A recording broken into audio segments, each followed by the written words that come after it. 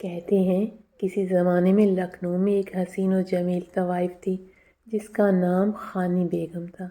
نہ صرف خوبصورتی بلکہ اپنی نشست و برخاست کے حوالے سے بھی وہ لکھنؤ میں بڑی جانی مانی ہستی مانی جاتی تھی۔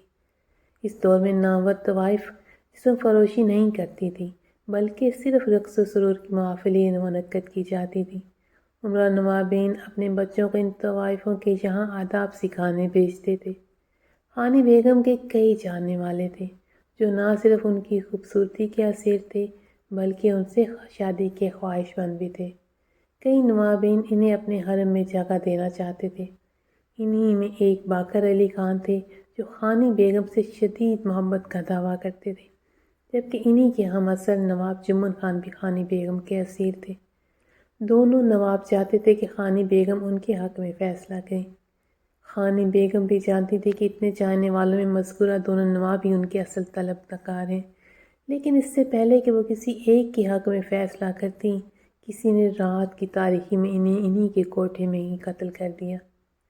قتل کی تفتیش یہ کہہ کر جلد ہی بند کر دی گئی کہ ان کے کسی ناکام عاشق نے یہ حرکت کی اور فرار ہو گیا۔ نواب جمن اور نواب باقر علی خان کی تو مانو دنیا ہی اجڑ گئی۔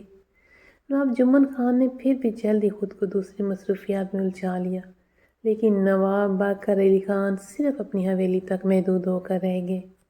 نہ کہیں آتے تھے نہ کسی سے ملتے تھے، سارا دن صرف خانی بیگم کی یاد میں گھلتے رہتے تھے۔ بالآخر ایک روز ان کے منہ چڑھے دوست ان سے ملنے حویلی آئے اور ان کی یہ حالت دیکھ کر انتہائی برہم ہوئے۔ انہیں اپنی دوستی کا واسطہ دے کر اودھ کے بازار لے کر آئے۔ اودھ کے اس سنہرے دور میں جہاں نوابین کے دیگر مشغلوں کے رواجوں اور فرمائشوں کا خیال رکھا جاتا تھا، وہیں آئے روز کھانے کی بھی کوئی نہ کوئی نئی ڈش ضرور بنائی جاتی تھی۔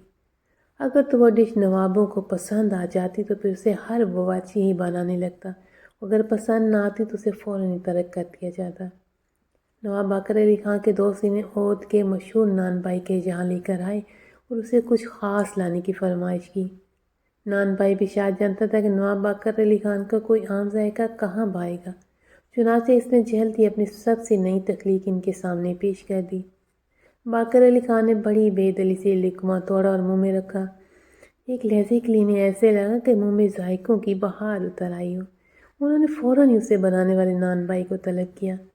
نان بھائی بے چارہ یہ سمجھا کہ آج اس کا سر ہی قلم کر دیا جائے گا کہ وہ روٹی جو اس نے خود بھی پہلی باری بنائی تھی، اس کا ذائقہ اسے خود بھی نہیں پتا تھا کہ کیسا تھا۔ وہ ڈرتے ڈرتے باقر علی خان کے سامنے گیا تو انہوں نے اس سے پوچھا، یہ روٹی تم نے بنائی ہے؟ اس نے اس بات میں جواب دیا۔ باقر علی خان نے پوچھا، اس کا نام کیا ہے؟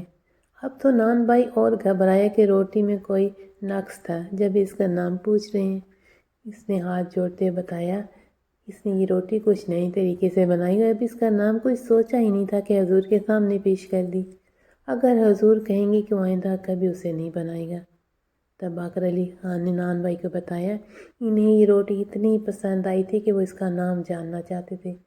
نان بھائی یہ سن کر اتنا خوش ہوا کہ اس نے نواب صاحب سے ہی اس روٹی کو انہیں کوئی نام دینے کی درخواست کی۔